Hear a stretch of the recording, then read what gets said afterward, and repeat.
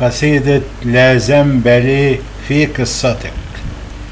أنت ضحية للشبح الفاني، فتناسي أمره وقومي بإلهامي، فتحلو معك الكلمات والمعاني، وأنت على أفيش ضفاطري وأشعاري.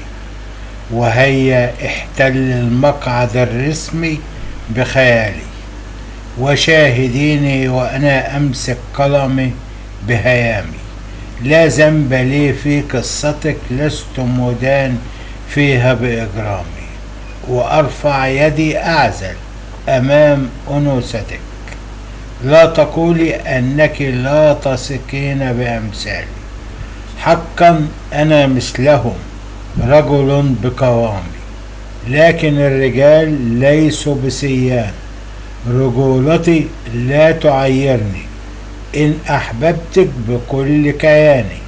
لو كان حبك عار فأنا فخور بعاري، على الرأس تاج افتخاري، وعلى صدري قلادتي ووسامي. عاتبيني فيهم واضربي، مزقي قميصي وأزراري. ربما التمزيق بيدك مطلبي، اخدشي كما يحلو لأصفارك. لكن من